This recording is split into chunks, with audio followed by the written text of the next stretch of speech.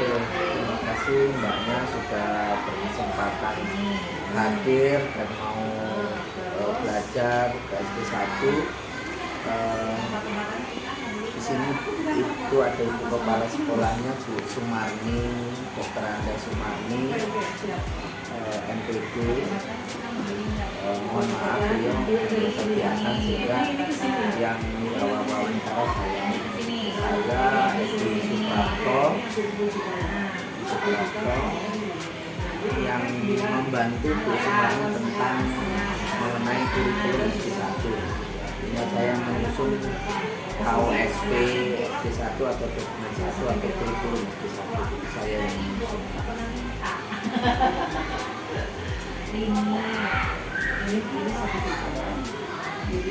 Ya, bisa dikatakan begitulah. Kalau SD itu tidak ada wakil kepala sekolah, jadi bisa dikatakan koordinator di bidang kurikulum. Administrasi. Oh iya, silakan.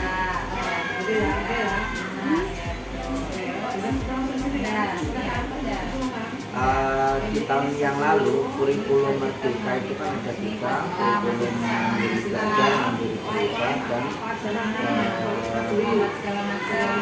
satu lagi apa ya? Kemudian sekarang di tahun 2023-2024 tahun pelajaran sekarang itu yang menerapkan kurikulum Merdeka yang mandiri berubah itu kelas 1, 4, 5, 2 dan 5. 4, 2 dan 5.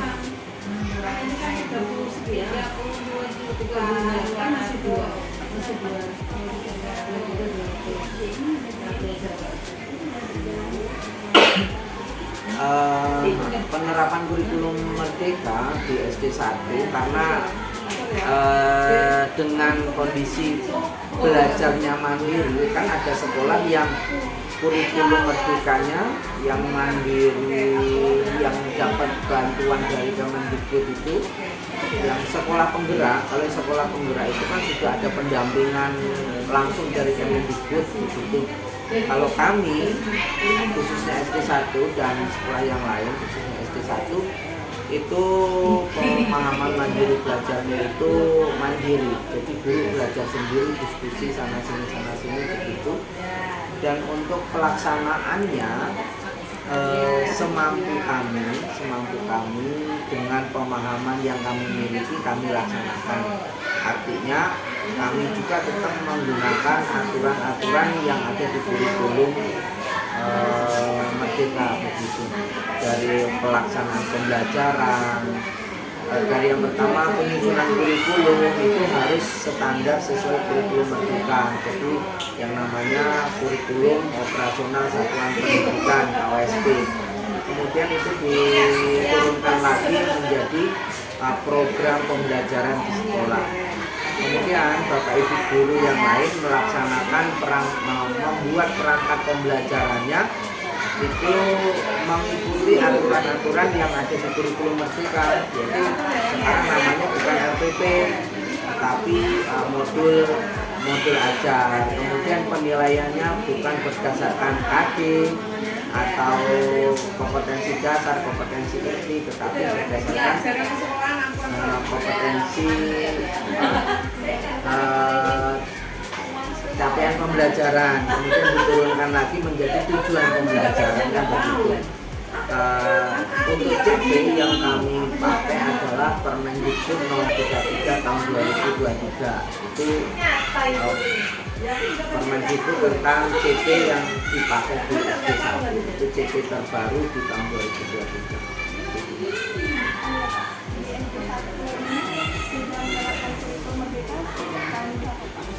Kalau tahun 2022-2023 tahun ajaran kemarin itu kurikulum Merdeka, kemudian yang dipilih adalah kurikulum mandiri belajar begitu. Mandiri belajar itu kurikulum adaptif dari COVID ke luringnya begitu. Kalau COVID kan daring, kemudian ke luringnya Itu masa transisi begitu.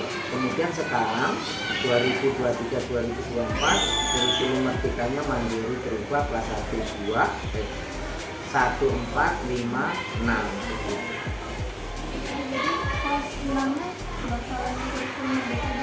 Ya, tahun depan insya Allah sekota metro kelas 1 sampai 6 insya Allah sudah menggunakan kurikulum merdeka sekota metro kelas 1 sampai kelas 6.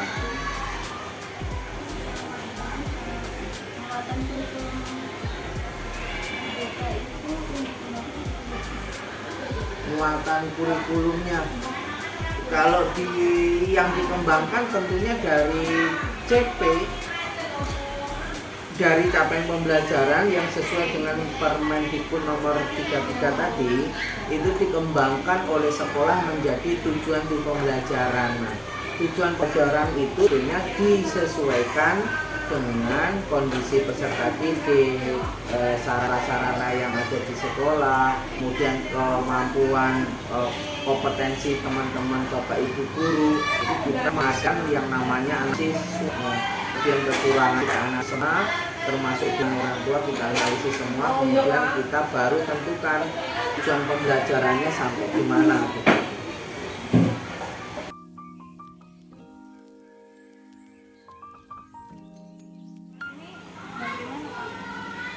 Untuk sarana prasarana, artinya sarana itu yang pertama dari media pelajarannya, ada kit-kit yang dari Kemdikbud dipakai oleh sekolah.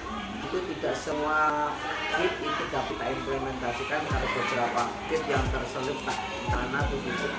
Kemudian kalau media seperti LC, proyektor, HP, kalau anak-anak itu ya 10% bawa HP lah, kalau di 60%, khususnya yang kelas tinggi 456 itu ya kurang lebih 60% bawa HP. Jadi itu dapat menggunakan sarana prasarana itu. Jadi proses pembelajaran bisa menggunakan thesis, anak-anak mengerjakan thesis, atau menggunakan word wall, nah, misalnya undian begitu, pakai well of name, nah gitu. Jadi bisa menggunakan itu sarana prasarananya. Kemudian sarana yang lain misalnya wifi dan seterusnya. Kalau wifi itu ada beberapa spot satu, ini ada satu, di kelas 3 itu ada satu, LRC ada satu spotnya, jadi ada 4 atau 5 ya. Itu yang dapat kita manfaatkan untuk mendukung proses pembelajaran kurikulum merdeka.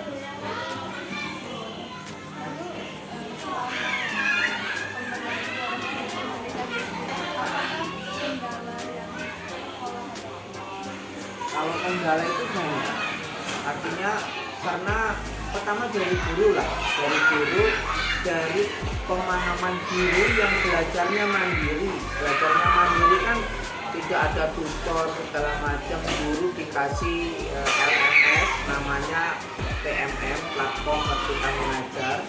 Jadi di LMS itu ada topik-topik pembelajaran yang sudah disediakan oleh Kemdikbud.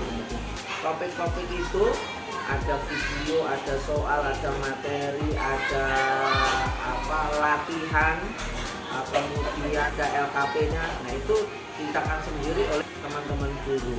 Jadi dengan kemampuan daya tangkapnya teman-teman guru untuk memahami teori pembelajaran belum merdeka itu sebagai salah satu kendalanya, sehingga mengimplementasikan teori tadi dalam kurikulum merdeka tidak maksimal. Itu yang pertama. Yang kedua, masalah penilaian. Nah, penilaian ini kalau dulu basisnya kompetensi dasar, KD-nya sudah disiapkan oleh Permendikbud, bunyikannya sudah ada, kita tinggal ngambil. Sekarang yang disiapkan oleh Kemdikbud hanya CP. Nah, CP itu di fase A itu kelas 1, kelas 2. Nah, fase A kelas 1, kelas 2 itu harus dipisah lagi. Oh, ini CP untuk kelas 1, ini CP untuk kelas 2. Dari CP itu diturunkan lagi ke tujuan pembelajaran. Menurunkan ke tujuan pembelajaran ini itu masih banyak yang bingung.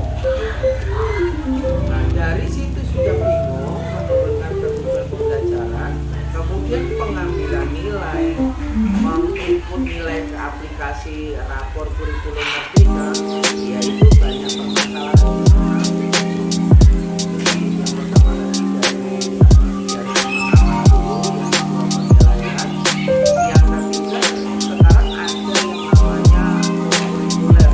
Kurikulum merdeka itu ada intrakurikuler, ada kurikuler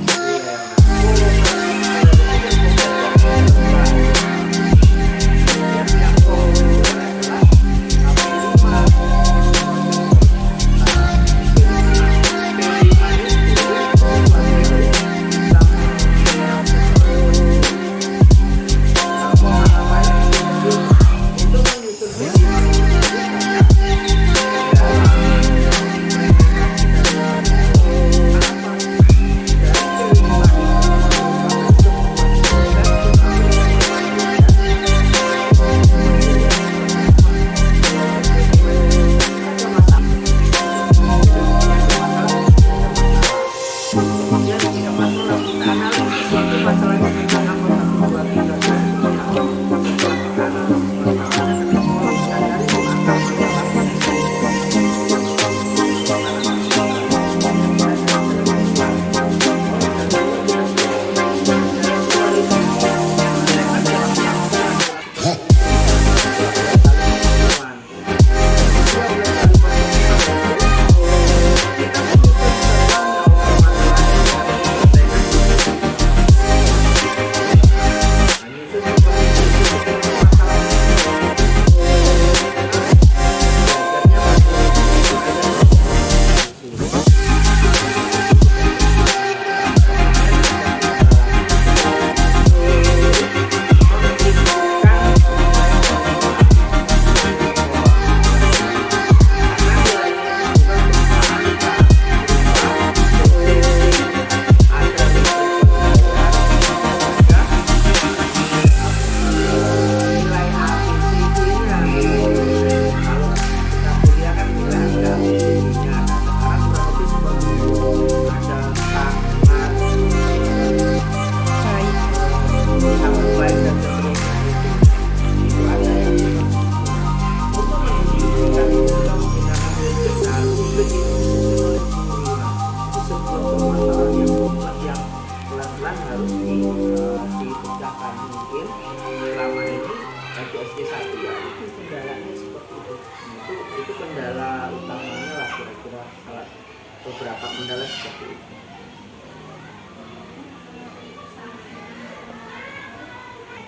Untuk solusi, kita kan ada platform Merdeka Mengajar. Nah, platform Merdeka Mengajar itu didiskusikan secara kelompok. Kelompok itu kelompok kerja, kelompok guru, KKG. Nah, KKG didiskusikan tentang aplikasi PMN, kemudian materi-materinya, kemudian kita diskusi online dengan teman-teman sekolah lain. Itu salah satunya. Kemudian kita juga memanggil narasumber, begitu, nyari narasumber dari pihak lain untuk memberikan pemahaman kita tentang kurikulum merdeka. Selanjutnya kita juga ada KKG sekolah, kemudian ada KKG kecamatan, ada KKG kota. Nah, itu wadah-wadah yang dapat digunakan oleh teman-teman guru untuk memecahkan kendala-kendala itu.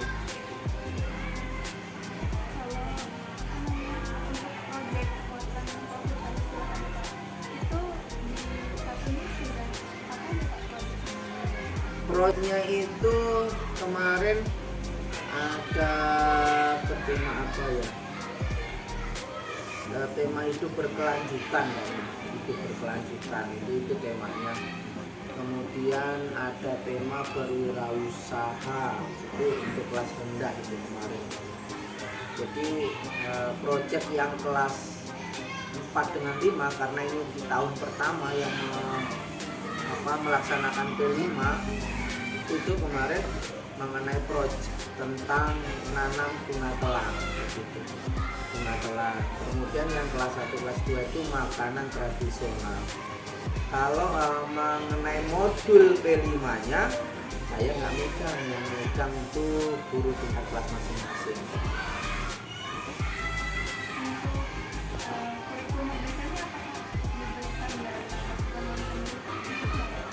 Kalau kami yang sekolah mandiri nggak ada. Kalau yang sekolah penggerak yang saya sampaikan tadi itu ada sekolah penggerak yang langsung didampingi oleh Kemendikbud, diberikan dananya, kemudian diberikan tata caranya melaksanakan kurikulum merdeka, diberikan materi, diberikan dananya, ya itu sekolah penggerak. Sekolah penggerak itu dulu itu yang pertama itu Cahamsa dengan Wadah Kelima, kemudian SD 8, SD 11 Negeri Pusat. Nah itu program sekolah penggerak. Selain itu sekolah mandiri belajar.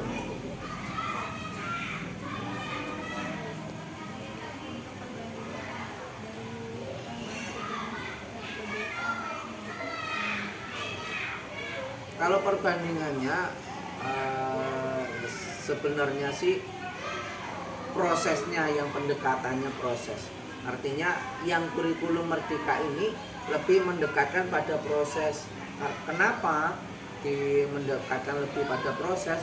Karena di dalam kurikulum merdeka itu dilaksanakan dulu asesmen diagnostik begitu, sehingga kita menemukan dan mengenali gaya-gaya belajar, kemampuan, kompetensi siswa.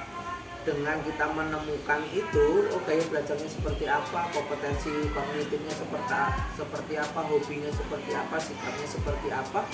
Nah itu nanti kita memberikan proses pembelajaran berdifferensiasi. Nah itu suatu hal yang berat begitu. Jadi bukan targetnya itu tidak semata-mata menyelesaikan target pembelajaran, tetapi kita lebih menekan pada proses pembelajaran. Itu yang kurikulum.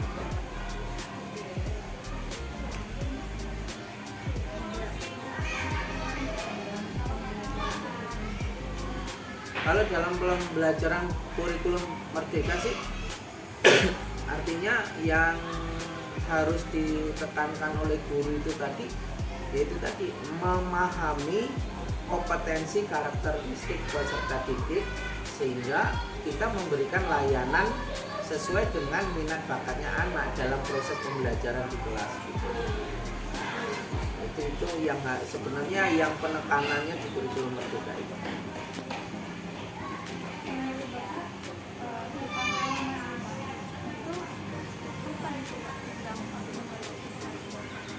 Kalau kita terapkan dengan sebaik mungkin sesuai dengan prosedur yang kita buat di modulnya, insya Allah akan memiliki daya kreativitas begitu. Daya kreativitas, menemukan masalah, mempunyai kemampuan critical thinking-nya.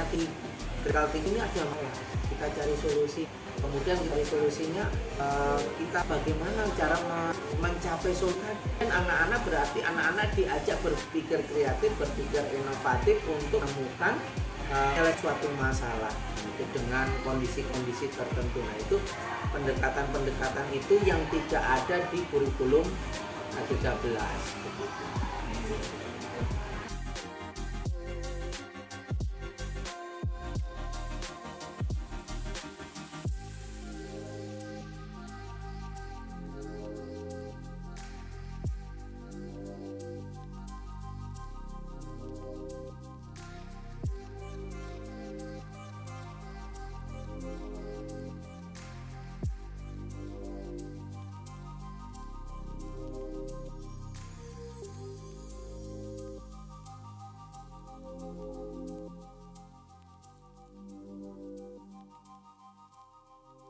Assalamualaikum warahmatullahi wabarakatuh. Jadi di sini Mbak perkenalkan nama dulu ya. Nama Mbak itu Adela Kapitaloka. Di sini Mbak dari mahasiswa PGSD Unia. Ini mewawancarai adik ya. Nah di sini Mbak mau wawancara tentang kurikulum merdeka. Bisa nggak boleh? Oke, jadi pertanyaan pertama ya. Jadi adik senang nggak kalau belajar di kelas? Kalau senang. Senangnya tuh gimana, kayak pelajarannya mudah, apa banyak temennya gitu? Pelajarannya mudah, banyak temen juga ya. Terus pelajaran yang Aksila suka apa? Bahasa Indonesia doang. Gak ada yang lainnya TK gitu? Gak ada Indonesia aja. Kalau sukanya kenapa? Karena seru aja. Oke. Nilainya gede nggak pas bahasa Indonesia? Gede, oke. Alhamdulillah. Kalau gurunya gimana? Enak nggak ngajar bahasa Indonesia? Baik. Kamu siapa nama gurunya? Bu Ati. Biasanya belajar apa aja sama bahasa Indonesia sama Bu Ati?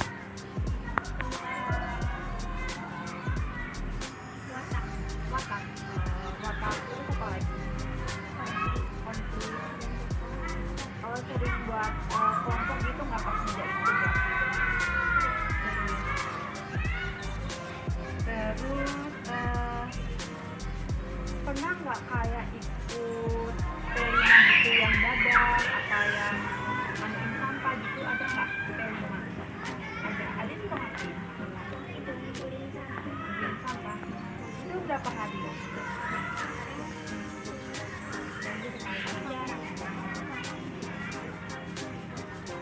Oh, buat apa sampahnya? Kayak dibuang aja, apa sampahnya dibuat kayak kerajinan gitu? Dibuang, nggak buat kerajinan ya? Biasanya hari apa aja? Hari Rabu doang. Semuanya itu hari Rabu doang ya? Terus yang pelajaran yang nggak disukain itu apa? MTK, kenapa? Susah. Biasanya MTK belajarnya tentang apa?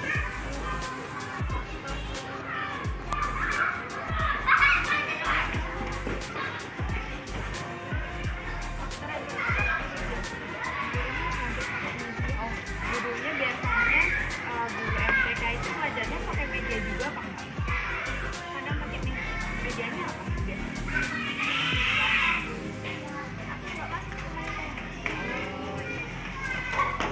Terus biasanya Aksila suka disuruh guru maju ke depan kelas nggak? Ya pernah buat presentasi hasil belajar kamu.